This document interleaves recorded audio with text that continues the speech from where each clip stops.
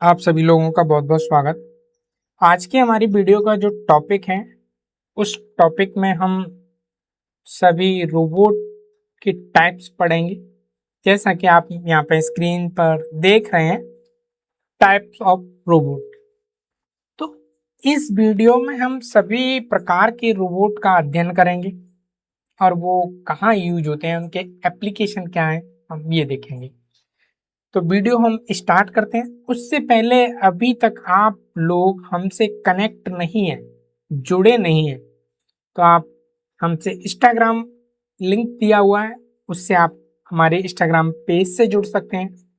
और अभी तक आप यूट्यूब से नहीं जुड़े हैं तो आप सब्सक्राइब कर सकते हैं, बेल आइकन दबा सकते हैं। तो वीडियो हम स्टार्ट करते हैं। सबसे पहला पॉइंट है कि रोबोट है क्या। रोबोट एग्जैक्ट में है क्या, क्या है रोबोट। देखिए, रोबोट एक मशीन है। रोबोट एक मशीन है और ये मशीन हम लोग जटिल कार्यों को कराने के लिए बनाई गई है, जो हम ह्यूमन नहीं कर सकते, या उसका रिपीटेबिलिटी अगर कराना है तो हम इस मशीन को बनाते हैं। और इस मशीन को स्वचालित रूप से बनाया जाएगा, और स्वचालित रूप से बनाने के लिए इसमें हम लोग प्रोग्राम करेंगे। इसमें प्रोग्राम करेंगे तो ये मशीन मेरी प्रोग्रामेबल मशीन कहलाई जाएगी। रोबोट फिर एक मशीन है और मशीन को मैंने प्रोग्राम किया है क्योंकि ये स्वचालित चले, ऑटोमेटिक काम करे, ऑटोमेटिक काम करने के लिए सक्षम हो सके। इसीलिए इस मशीन को हम प्रोग्रामेबल मशीन कहलाया जाएगा। इसमें बहुत सारे सेंसर्स लगाए जाते हैं, एक्चुएटर्स लगाए जाते हैं, कुछ कंट्रोलर लगाए जाते हैं। ये सारे पार्ट्स बना के एक संरचना जो बनती है, मशीन की जो संरचना बनती है, उस संरचना को, उस मशीन को हम रोबोट कहते हैं। ठीक। और ये हमारी प्रोग्राम जो हम फीड करते हैं उस प्रोग्राम के अकॉर्डिंग चलता है। जिस तरह से हम इसमें प्रोग्राम करेंगे उस अकॉर्डिंग ये वर्क करेगा। ठीक है। और ये अपने आसपास के माहौल, वातावरण, पर्यावरण को साथ में ये इंटरेक्ट करेगा। ठीक है। उससे कुछ सीखेगा और वहां कुछ काम करेगा। तो ऐसा सब कुछ हम प्रोग्राम करेंगे। तो हमारा रोबोट है, एक मशीन है, और उस मशीन में हमने स्वचालित रूप से कार्य करने के लिए सक्षम बनाया है, और सक्षम बनाने के लिए हमने उसमें प्रोग्राम किया है। तो रोबोट हमारा एक प्रोग्रामेबल मशीन है। ठीक है। तो रोबोट आपका सबसे पहले एक प्रोग्रामेबल मशीन है। ठीक। ये जटिल कार्यों को स्वचालित रूप से, मतलब ऑटोमेटिक कार्य करने के लिए सक्षम है, और इसमें हमने सेंसर लगाए हैं, एक्चुएटर्स लगाए हैं, कंट्रोल लगाए हैं। इन सब से जो संरचना बनी है, ठीक है, जो अपने अपने आसपास के जो वातावरण, पर्यावरण से ये इंटरेक्ट करने की अनुमति देगा। ठीक है, जो हम प्रोग्राम में करेंगे। तो सिंपल सा है कि रोबोट एक मशीन है। देखिए, कोई भी मशीन आपने बनाई और उस मशीन में ऑटोमेटिक वो कार्य कर सकती है। मान लीजिए आपने एक छोटी इलेक्ट्रिक आपने कार बनाई, टॉय टॉय कार बनाई। अब वो ऑटोमेटिक, जब उसके सामने कोई भी ऑब्जेक्ट आता है, कोई भी ऑब्जेक्ट आएगा, वो उस ऑब्जेक्ट को बिना टच किए हुए या उससे बिना टकराए वो अपनी डायरेक्शन अगर चेंज कर ले और कंटिन्यू वर्क करती रहे, तो वो क्या कर रही है कि अपने जो पर्यावरण है, उसके जो आसपास का जो माहौल है, उससे वो इंटरेक्ट कर रही है। ठीक है। इंटरेक्ट करने के बाद में वो अपना डिसीजन ले रही है, और डिसीजन लेने के बाद में वो खुद चल रही है। ठीक है। तो ये हमने प्रोग्राम किया है कि अगर इस जो टॉय कार है, वो टॉय कार के सामने कोई ऑब्जेक्ट आ जाए तो इसको इस डायरेक्शन में मूव कर देना है, क्लॉकवाइज हो या एंटी क्लॉकवाइज, ये हम प्रोग्राम करेंगे। तो प्रोग्राम हम करते हैं जब मशीन को हमको ऑटोमेटिक स्वचालित रूप से चलाना है, तो हम उसमें प्रोग्राम करते हैं, और वो प्रोग्राम करने के लिए हम कोई भी प्रोग्रामेबल लैंग्वेज का हम यूज कर सकते हैं। तो हमने किसी भी मशीन में ऐसा बनाया है कि वो स्वचालित रूप से ऑटोमेटिक कार्य करने के लिए सक्षम हो, तो हम उसको रोबोट कह सकते हैं कि ये रोबोट कार है। तो सिंपल सा है कि रोबोट एक मशीन है, और वो भी प्रोग्रामेबल मशीन है। आप उसमें जैसा प्रोग्राम फीड करेंगे उस तरह से वो वर्क करेगी, और ये प्रोग्राम आपका ऑटोमेटिक उसको वर्क करने के लिए सक्षम बनाता है। और सक्षम बनाने के लिए जो कुछ फिजिकल कंपोनेंट चाहिए, जैसे आपका सेंसर हो गया, एक्चुएटर हो गया, कंट्रोलर हो गया, ये सब मिलके जो एक संरचना बनाएंगे, एक मशीन जो बॉडी बनाएंगे, वो हमारा रोबोट कहलाया जाएगा, और ये अपने जो पर्यावरण के साथ में इंटरेक्ट करेगा। तो सिंपल सा है कि रोबोट एक प्रोग्रामेबल मशीन है। क्लियर? यहां से ये हमारा क्वेश्चन क्लियर हो गया कि अगर आपसे कोई पूछता है कि रोबोट क्या है, तो रोबोट एक मशीन है, सिंपल सा है, और प्रोग्रामेबल मशीन है। उसमें जैसा आप प्रोग्राम फीड करेंगे उस तरह से वो कार्य करेगा।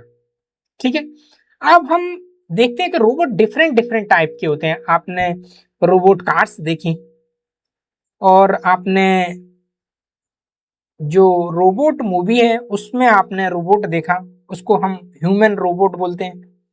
इंडस्ट्री में लगे होते हैं वो भी रोबोट होते हैं। आप जो फ्लाइंग करते हैं जिसको हम ड्रोन बोलते हैं, वो भी आपके रोबोट हैं। तो रोबोट के बहुत सारे टाइप हैं, बहुत टाइप रहते हैं। इनको हम अपने यूज के अकॉर्डिंग, इनके वर्क के अकॉर्डिंग, हमको किस टाइप का वर्क कराना है उसके अकॉर्डिंग ये डिफरेंट डिफरेंट टाइप के रोबोट हैं। मतलब मशीन है जो प्रोग्रामेबल मशीन है, डिफरेंट डिफरेंट टाइप की मशीन है। हमारी इंडस्ट्री में आप देखते हैं डिफरेंट डिफरेंट टाइप की मशीन है, घरों में आप देखते हैं कि डिफरेंट टाइप की मशीन है, सब कुछ आप देखते हैं। लेकिन इन मशीनों में सिंपल सा ये प्रोग्रामेबल मशीन है, और ये ऑटोमेटिक कार्य करने के लिए सक्षम बनाई गई है प्रोग्राम के माध्यम से। और प्रोग्राम के माध्यम से जो मशीनें कार्य करती हैं वो स्वचालित कार्य कर रही हैं, और उनमें सेंसर्स लगे होते हैं, एक्चुएटर्स लगे होते हैं, कंट्रोलर लगे होते हैं, वो अपने वातावरण के साथ में इंटरेक्ट करती हैं। तो ये मशीनें रोबोट कहलाई जाती हैं। तो ये रोबोट के भी बहुत सारे टाइप्स होते हैं। आज हम वो भी एक एक करके देखते हैं सिंपल तरीके से। ठीक है, देखिए एप्लीकेशन के अकॉर्डिंग, मतलब हमको जिस तरह का कार्य है उस तरह से हम रोबोट देखते हैं। ठीक है, तो देखिए ये मेरा जो मैंने इसको पूरा इस तरह से बनाया है कि आप इसको अच्छे से समझ सकें। ठीक है, तो यहाँ पे एप्लीकेशन के आधार पर ये मेरा रहेगा, जब तक एप्लीकेशन यहाँ पे जो भी रोबोट के एप्लीकेशन आएंगे वो आपका यहाँ तक कंटिन्यू रहेगा। तो एप्लीकेशन के आधार पर दूसरा पॉइंट है कि ये मेरा नंबरिंग चेंज होगा एप्लीकेशन के आधार पर। ठीक है, और अब मेरा यहाँ पे ये है।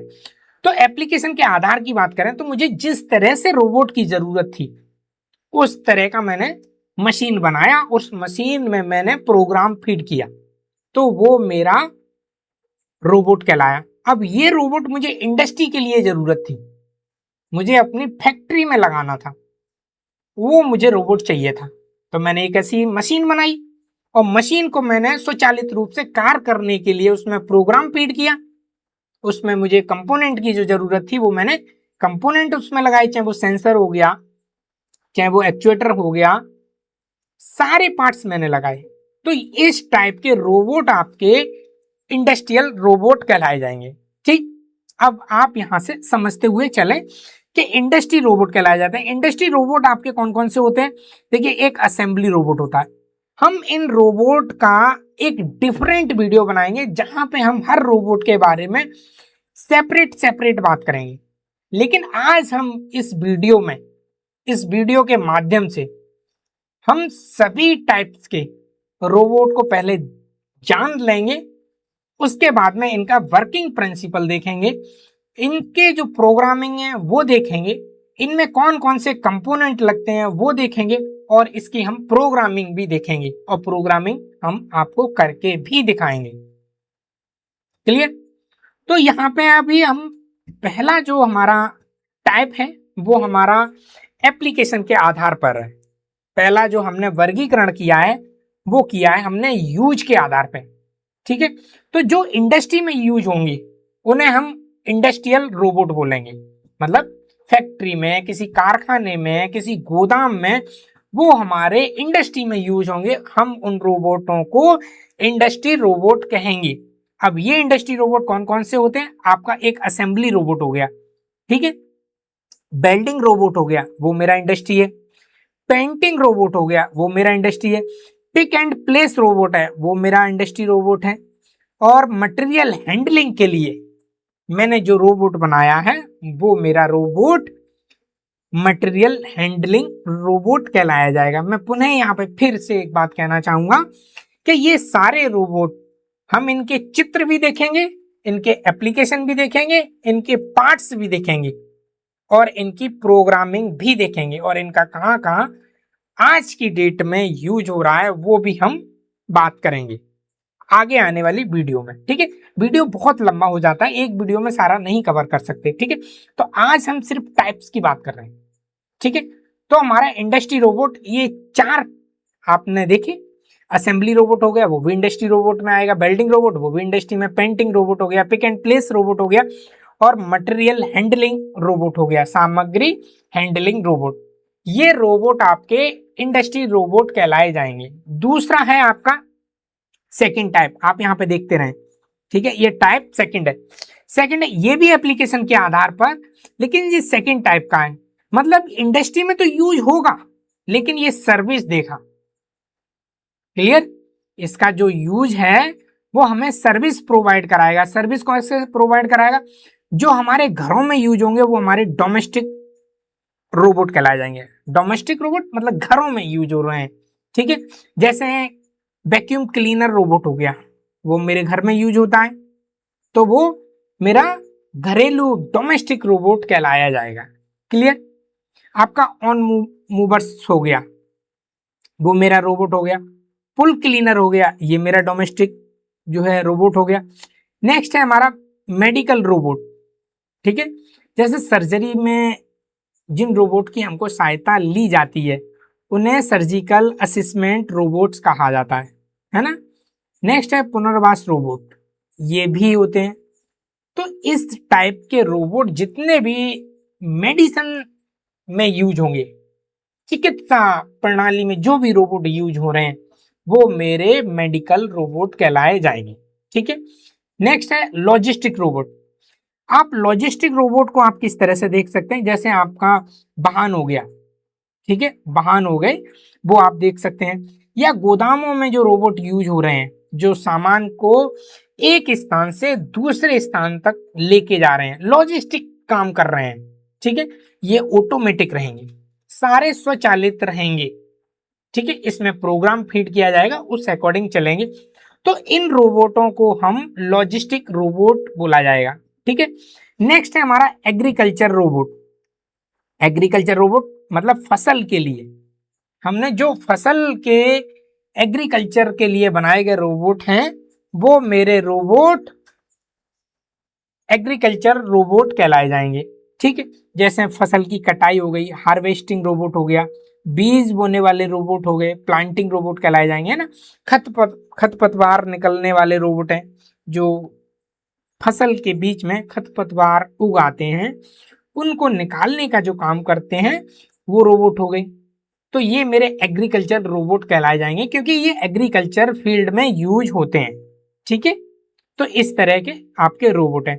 एक्सप्लोरेशन रोबोट हो गए, मतलब ये जैसे मंगल आपने रोबोट देखा था, ठीक है, डीपीसी एक्सप्लोरर रोबोट देखा था आपने, ड्रोन देखे, तो ये रोबोट हमारे एक्सप्लोरेशन रोबोट कहलाए जाएंगे। ठीक है, नेक्स्ट है हमारी सुरक्षा की और निगरानी के लिए, मतलब सिक्योरिटी और सर्विलांस रोबोट। इन रोबोट के द्वारा क्या किया जाएगा? निगरानी की जाएगी, गश्त किया जाएगा, मतलब पहरा दिया जाएगा। तो इन रोबोटों को हम सिक्योरिटी या सर्विलांस रोबोट कहलाए जाएंगे। ठीक है, शिक्षा के लिए और मनोरंजन के लिए भी रोबोट हैं। ठीक है, तो इन रोबोटों को हम एजुकेशन और इंटरटेनमेंट रोबोट कहलाया जाएगा। एजुकेशन और इंटरटेनमेंट रोबोट। ठीक है, जैसे आप किसी भी कॉलेज में देख सकते हैं जहाँ पे रोबोट किट बनाई जाती हैं, प्रशिक्षण देने के लिए रोबोट किट बनाई जाती हैं। तो वो भी आप देख सकते हैं कि इस तरह के जो रोबोट बनाए जाते हैं वो हमारे शिक्षा के लिए बनाए जाते हैं, एजुकेशन देने के लिए, इंटरटेनमेंट के लिए बनाए जाते हैं। जैसे आपने खिलौनों वाले रोबोट देखे होंगे, वो हमारे इंटरटेनमेंट के लिए बनाए जाते हैं, है ना। वो रोबोट हमारे एजुकेशन और इंटरटेनमेंट वाले रोबोट कहलाए जाएंगे। तो ये हमारे एप्लीकेशन के आधार पर थे और ये एप्लीकेशन के आधार पर हमारा सेकंड पार्ट था, ठीक है। मतलब एप्लीकेशन के आधार पर सेकंड पार्ट सेवा रोबोट, सर्विस रोबोट बोला जाएगा। नेक्स्ट हमारा जो टाइप है वो मूवमेंट और लोकोमोशन के आधार पर है। मतलब ऐसा रोबोट जो एक स्थान से दूसरे स्थान पर जाते हो, मतलब अपना स्थान चेंज करते हो, वो हमारे गति या संचलन रोबोट कहलाए जाएंगे, मूवमेंट या फिर लोकोमोशन रोबोट, ठीक है। इसमें जो पहला टाइप है, इसके भी टाइप है, इसके भी जो टाइप हैं वो आपके टाइप है। पहला जो टाइप है वो स्थिर रोबोट है, मतलब स्थायी रोबोट, स्टेशनरी फिक्स रोबोट बोला जाता है, ठीक है। जो पहला टाइप है गति या वे रोबोट जो एक स्थान पर माउंट किए जाते हैं, उनको एक ही स्थान पर फिक्स कर दिया जाता है, ठीक है, उनको स्थान चेंज नहीं होता है। तो इसमें गति और मूवमेंट के आधार पे हमने देखा था। तो पहला जो टाइप है वो फिक्स है, जिनको फिक्स कर दिया वो फिक्स है, वो तो अब हिलेंगे नहीं। लेकिन वो अपनी पहुंच के भीतर उनकी जो एक्चुएटर हैं, जहां तक वो वर्क कर सकता है वहां तक वो कार्य करते हैं, ठीक है। अपनी भी पहुंच के भीतर कार्य करते हैं। ये केवल आर्टिकुलेट आर्म होते हैं, ठीक है।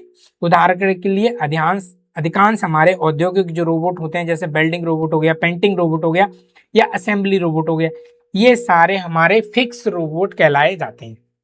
क्लियर? तो ये हमारे फिक्स रोबोट है। नेक्स्ट है हमारा मोबाइल रोबोट। ये रोबोट क्या करेंगे, ये अपने पर्यावरण में घूम सकते हैं, मतलब ये अपने चल सकते हैं या घूम सकते हैं, ये रोबोट कहलाए जाएंगे। अब ये रोबोट भी टाइप होते हैं, इसके भी टाइप होते हैं, मतलब मोबाइल रोबोट में भी टाइप हैं। पहले आपने गति में आपने देखा एक फिक्स हो गए, एक मोबाइल हो गए, तो दो टाइप तो आपके यहाँ मूवमेंट वाले रोबोट हो गए। अब मूवमेंट वाले रोबोट में जो मोबाइल रोबोट है उसके भी टाइप है, यहाँ पे आप देख सकते हैं। वे रोबोट जिनमें पहिएदार रोबोट है, मतलब व्हील रोबोट कहलाए जाते हैं, जिनमें व्हील्स लगे होते हैं, है ना, मतलब गति के लिए उनमें पहिए का उपयोग किया गया है और ये समतल सतहों पर कुशल कार्य करते हैं, ये समतल सतह पर अच्छा कार्य करते हैं, ठीक है। जैसे आपका वाहन हो गए, रोबोटिक वैक्यूम क्लीनर हो गए, इस तरह के आपके रोबोट हैं, ये चल सकते हैं, क्लीन कर सकते हैं, ठीक है। तो इनको हम व्हील रोबोट कहलाया जाएगा। नेक्स्ट हमारा है पैर वाले रोबोट, जिनमें लेग्स होते हैं, तो उनको लेग रोबोट बोला जाता है, लेग्स रोबोट, ठीक है। इनमें गति के लिए इनमें पैरों का उपयोग किया गया है, इनमें गति के लिए पैरों का उपयोग किया गया है, जिससे वे असमान और बाधाओं वाले इलाकों में भी चल सकते हैं। मतलब ऊंचा नीचा है, असमान, मतलब असमान का मतलब होता है यहाँ पे ऊंचा है, फिर यहाँ पे फिर ऊंचा है, फिर ऐसे फिर ऐसे, इस तरह का है। तो यहाँ पे ये चल सकते हैं क्योंकि इनके पास पैर हमने लगाए हुए हैं, ठीक है, इनमें पैर हैं, तो पैर के माध्यम से ये असमान और बाधाओं वाले जगह पे या इलाकों में ये चल सकते हैं, ठीक है। इनको हम पैर वाले रोबोट बोलते हैं, ठीक है। आप इस तरह से आप देख सकते हैं कि ये हमारे रोबोट होते हैं, ठीक है। तो इसमें भी बहुत सारे टाइप के हैं, आपके दो पैर वाले हो गए, दो पैर वाले रोबोट होते हैं, चार पैर वाले रोबोट होते हैं और छह पैर वाले रोबोट होते हैं, जैसे कीड़े हो गए, यहाँ पे जानवर हो गए, और दो पैर वाले में मानव हो गया। जो मानव रोबोट बनाएंगे वो हमारा दो पैर वाला रोबोट कहलाया जाएगा, और ये मेरा मोबाइल रोबोट होगा और लेग रोबोट होगा, ठीक है। तो नेक्स्ट हमारा टाइप है वो है ट्रैक रोबोट। ट्रैक रोबोट मतलब ट्रैक के समान ट्रैक का उपयोग करेगा, जो इन्हें ऊबड़ खाबड़ और ढीली सतहों पर बेहतर ट्रैकिंग प्रदान करता है, ठीक है, जो ट्रैक रोबोट होते हैं, ठीक है। ये यूज कहाँ होते हैं, जैसे सन रोबोट हो गए, सैनिक वगैरह यूज करते हैं वो रोबोट हो गए। कुछ खोज कार्य करना है वहां पे रोबोट हमको जरूरी होता है, तो वहां पे जो रोबोट बनाए हैं वो हमारा ट्रैकिंग रोबोट होता है। बचाव कार्य के लिए रोबोट बनाए जाते हैं तो वो भी हमारा ट्रैकिंग रोबोट कहलाए जाते हैं। ठीक है, नेक्स्ट हमारा टाइप है उड़ने वाले रोबोट, मतलब इन रोबोटों को हम फ्लाइंग रोबोट कहते हैं। ठीक है, ये क्या करते हैं, ये हवा में गति करते हैं। ठीक है, हवा में गति कर सकते हैं, जैसे आपका ड्रोन हो गया। ठीक है, तो ये रोबोट हमारे फ्लाइंग रोबोट कहलाए जाते हैं, ये हमारे उड़ते हैं, हवा में उड़ सकते हैं।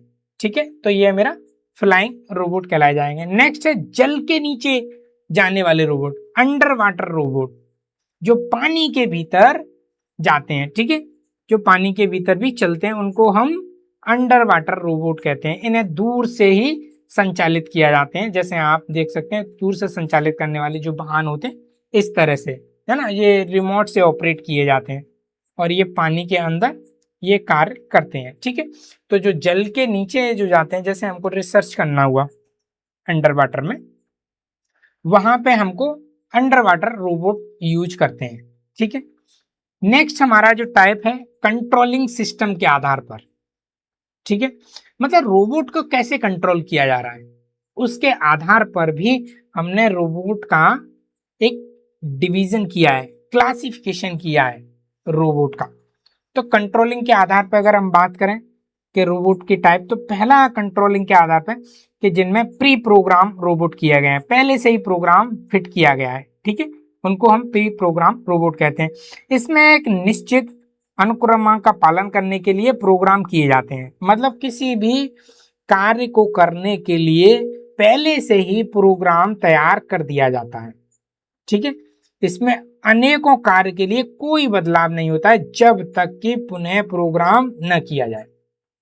आप इस लाइन को समझें कि ये एक निश्चित मतलब कार्य का पालन करने के लिए प्रोग्राम किए जाते हैं, मतलब इनसे एक ही कार्य कराना है, वही कार्य करते रहेंगे जब तक हमें उस कार्य में कोई बदलाव नहीं लाना हो, तो तक वो एक ही कार्य करते रहेंगे। तो इनको हम प्री प्रोग्राम रोबोट बोलते हैं। तो इनमें प्रोग्राम को पहले से ही हम लोग फिक्स कर देते हैं और ये उसी तरह का कार्य करते रहते हैं कंटिन्यू, जब तक हमें कार्य में कोई बदलाव नहीं करना है।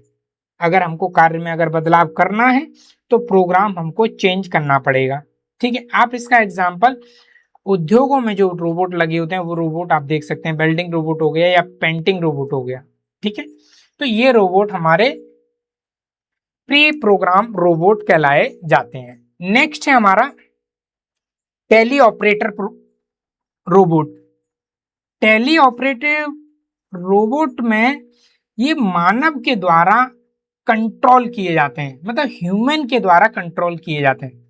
इनको हम टेली ऑपरेटर रोबोट बोलते हैं। ठीक है, इसमें रोबोट को कंट्रोल करने के लिए रिमोट होता है और रिमोट से ये कंट्रोल किए जाते हैं। ठीक है, इसको हम देख सकते हैं, जैसे आप ड्रोन देख सकते हैं, हम लोग एक रिमोट होता है और रिमोट से उसको कंट्रोल करते हैं। ठीक है, सैन्य रोबोट हो गए, उनको भी हम रिमोट से करते हैं। परमाणु संयंत्र होते हैं जो बहुत खतरनाक होते हैं, उनको संभालने के लिए या उनको सामग्री को लाने के लिए, ले जाने के लिए जो रोबोट यूज होते हैं वो रोबोट भी हम रिमोट से कंट्रोल करते हैं। ठीक है, तो इन रोबोटों को टेली ऑपरेटर रोबोट बोलते हैं। ठीक है, ये रोबोट का हमारा दूसरा टाइप था कंट्रोलिंग सिस्टम का। नेक्स्ट हमारा टाइप है ऑटोनोमस रोबोट। ये रोबोट भी कंट्रोलिंग के सिस्टम पे, ये मेरा टाइप तीसरा है। ठीक है, अपने पर्यावरण को समझने और निर्णय लेने और बिना मानवीय हस्तक्षेप के कार्य करने की क्षमता रखते हैं। इसमें सेंसर और कृत्रिम बुद्धि मतलब एआई, आर्टिफिशियल इंटेलिजेंट का उपयोग होता है। उदाहरण के लिए सेल्फ ड्राइविंग, ठीक है, रोबोटिक वैक्यूम क्लीनर हो गया, मंगल रोवर हो गया और कुछ अन्य सेवा रोबोट होते हैं, जैसा कि अभी हमने सेवा रोबोट को पढ़ा। तो ये रोबोट हमारे ऑटोनोमस रोबोट कहलाए जाते हैं। ये रोबोट क्या करते हैं, अपने पर्यावरण को, अपने आसपास की चीजों को समझने का और निर्णय लेने का इनमें कैपेबल हैं। क्यों? क्योंकि इनमें एआई, आर्टिफिशियल इंटेलिजेंस यूज किया गया है। ये मानव के हस्तक्षेप के कार्य, मतलब कह सकते हैं कि कार्य करने की क्षमता रखते हैं बिना किसी मानव के इंटरफेयर के। ये अपने आप कार्य कर सकते हैं। तो ये रोबोट हमारे ऑटोनोमस रोबोट कहलाए जाते हैं। सिंपल सा अगर हम एक वर्ड में अगर इस बात को समझने का प्रयास करें तो सिंपल सा हम ऐसे कह सकते हैं कि ऐसी मशीन जो खुद निर्णय ले सकती हैं कि मुझे इसका क्या करना है।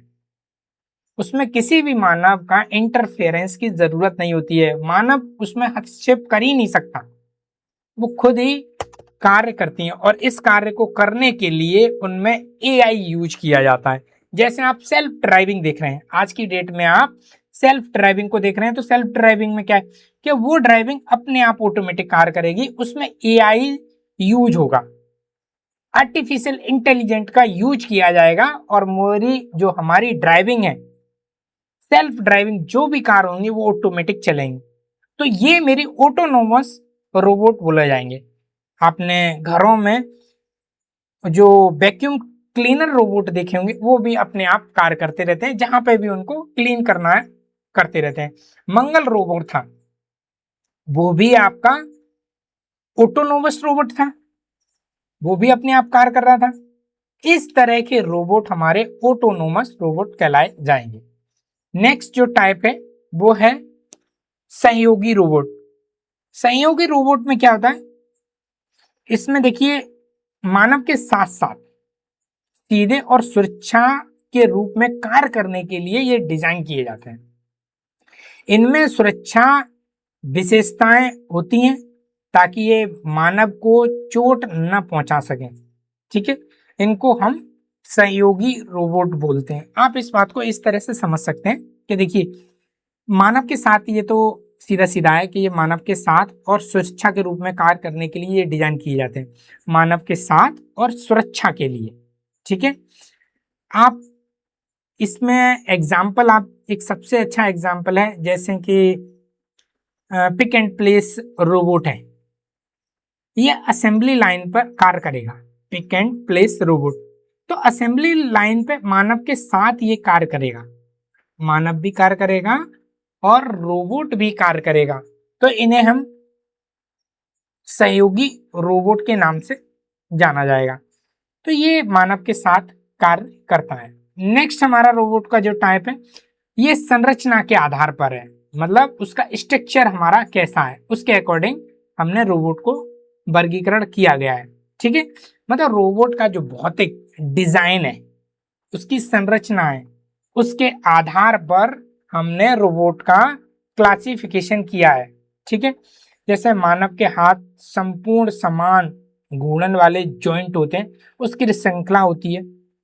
और सबसे जो आम जो रोबोट होते हैं वो हमारे उद्योग रोबोट होते हैं। ठीक है, इनको हम आर्टिकुलेट रोबोट बोलते हैं। ठीक है, आप यहाँ पे देख सकते हैं इसका जो पहला टाइप है आर्टिकुलेटेड रोबोट बोला जाता है। इसमें मानव हाथ के समान घूमने वाले जॉइंट होते हैं, जैसे हमारा हाथ घूम सकता है उसी तरह से ये रोबोट भी घूम सकते हैं। हमारा हाथ जो है हर मूवमेंट घूम सकता है, आपका बेंड हो सकता है, घूम सकता है, रोटेट कर सकता है, एंगल पर घूम सकता है। इसी तरह से ये रोबोट होते हैं, तो इनको हम आर्टिकुलेटेड रोबोट के नाम से हम जानते हैं। ठीक है, ये इसके जो जॉइंट होते हैं हमारे जैसे एल्बो है इस टाइप के होते हैं, और ये जो इंडस्ट्री है वहां पे इनकी डिमांड बहुत अधिक है और वहां ये बहुत अधिक यूज भी आज की डेट में हो रहे हैं, है ना।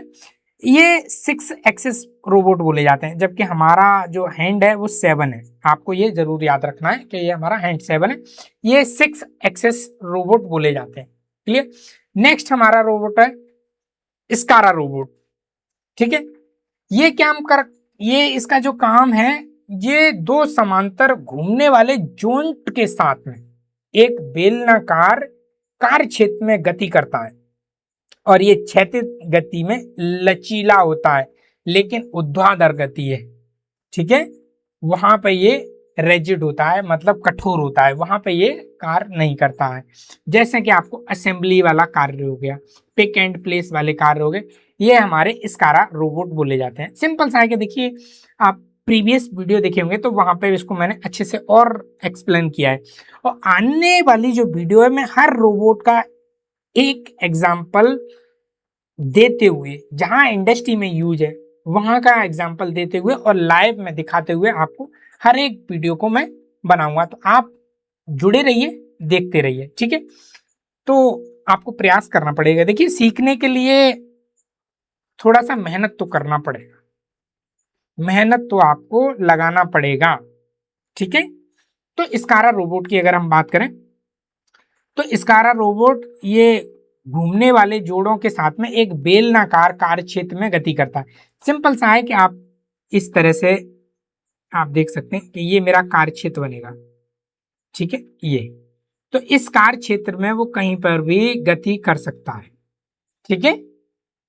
तो ये हमारे असेंबली कार्य हो गए, पिक एंड प्लेस वाले कार्य हो गए, वहां पे ये कार्य करते हैं। नेक्स्ट है हमारा डेल्टा रोबोट, ठीक है। डेल्टा रोबोट में क्या करता है, ये एक समांतर काइनेमेटिक वाले रोबोट हैं जो बहुत तेजी से और सटीक होते हैं। इनमें 3 भुजाएं होती हैं और एक आधार से जुड़ी होती हैं, है ना।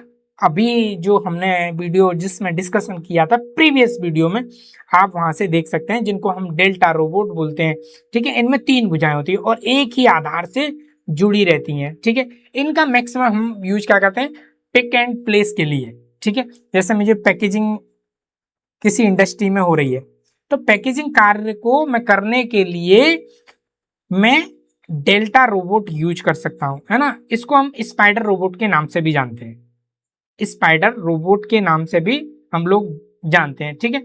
ये पिक एंड प्लेस कार्य करने में सबसे अधिक यूज होते हैं। नेक्स्ट है हमारा कार्टेशियल, ये इसको हम गैंटी रोबोट बोलते हैं, ठीक है। ये एक आयताकार एक्स वाई जेड, ये तीनों एक्सेस में गति करते हैं, ठीक है। और तीनों जो गति हैं वो स्लाइडिंग जॉइंट होते हैं, मतलब कह सकते हैं स्लाइड करते हैं। ये मान लीजिए कि ये इस तरह से गति कर सकते हैं, इस वाले उस पे आप इस तरह से भी गति कर सकते हैं, और आप वर्टिकल इस लाइन में भी गति कर सकते हैं, ठीक है।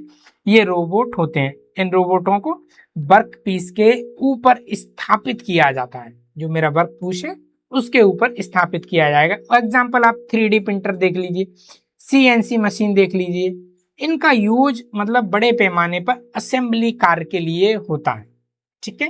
आप लेजर मशीन देखिए, लेजर मशीन, वहां पे भी आप इनका यूज देख सकते हैं, ठीक है।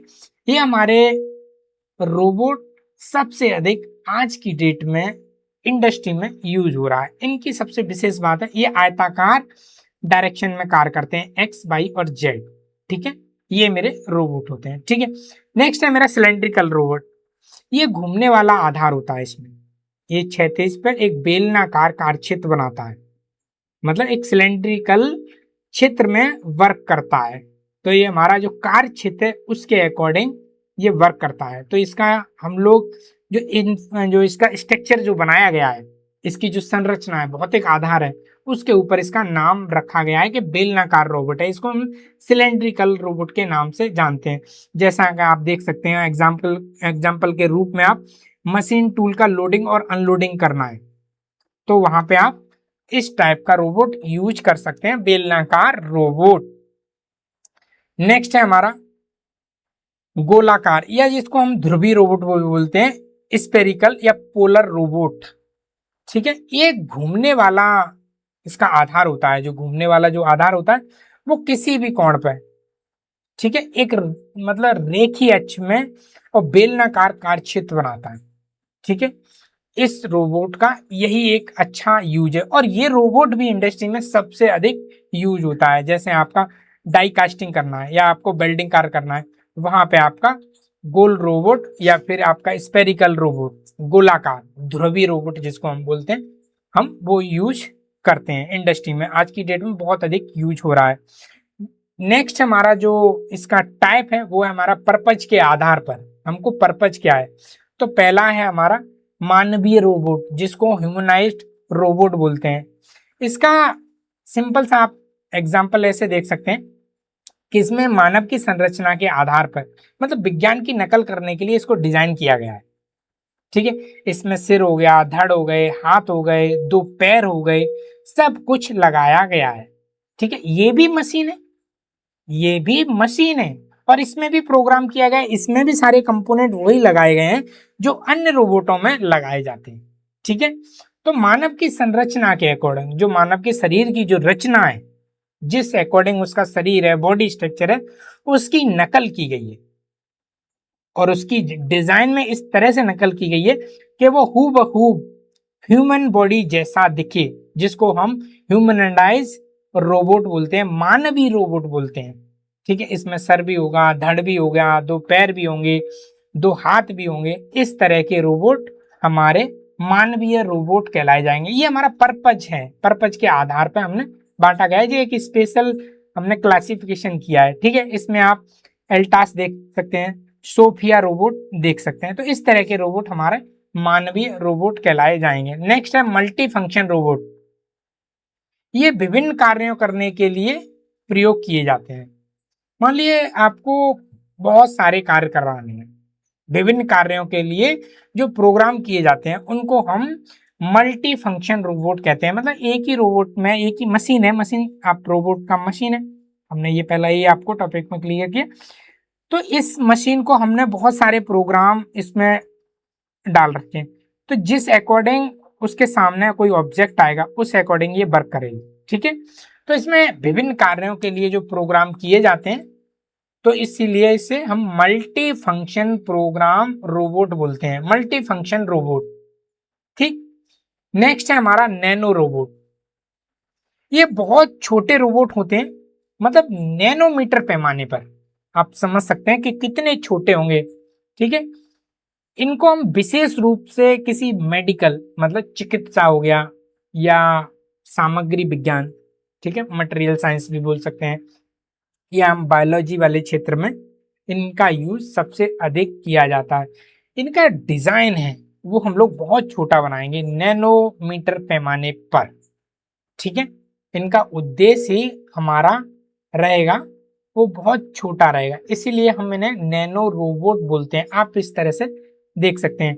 आगे आने वाली वीडियो में हम हर रोबोट का एक अलग सेपरेट वीडियो बनाएंगे, जिसमें हम ये सारी बातें जरूर करेंगे, प्लस रोबोट के चित्र भी दिखाएंगे। यहाँ देखिए वीडियो बहुत लंबा हो जाता है थोड़ा सा, इसलिए सिर्फ आज की वीडियो का सिर्फ इतना उद्देश्य था कि आप रोबोट के जो एक वर्गीकरण किया गया है बस उसको आप समझ पाए। तो उम्मीद है कि आप यहां से रोबोट का एक सिंपल सा वर्गीकरण आप समझ गए होंगे।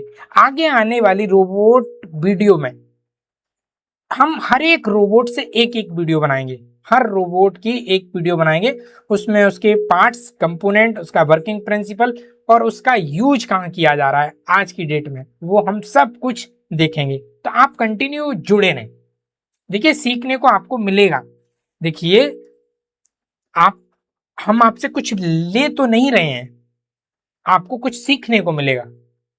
ठीक है, और ये आपके जीवन के लिए किसी भी स्तर पर ये आपके लिए बहुत उपयोगी साबित होगा।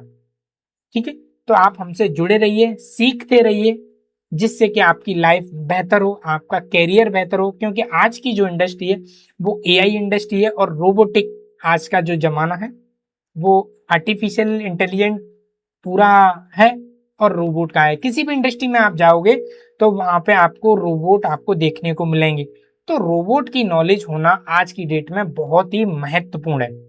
ठीक, तो आप लोग सभी चैनल को सब्सक्राइब कर लें, जिससे कि आपको कुछ ना कुछ जरूर सीखने को मिले, और बेल आइकन जरूर दबा लेना। आज की वीडियो में इतना ही। तो ये वीडियो आपको कैसी लगी जरूर कमेंट्स बॉक्स में दें। किसी पर्टिकुलर रोबोट का अगर आप वीडियो चाहते हैं तो मुझे जरूर कमेंट्स करें कि उस वीडियो में आप क्या एक स्पेशल चाहते हैं। ठीक, जिससे कि मैं आपकी इच्छा के अकॉर्डिंग आप जो सीखना चाहते हैं उस पर मैं वीडियो एक पर्टिकुलर आपको दे सकूं। तो आज की वीडियो में इतना ही। आप लोगों ने वीडियो को पूरा देखा, ध्यानपूर्वक देखा और अपना कीमती समय दिया, इसके लिए आप लोगों का बहुत बहुत धन्यवाद।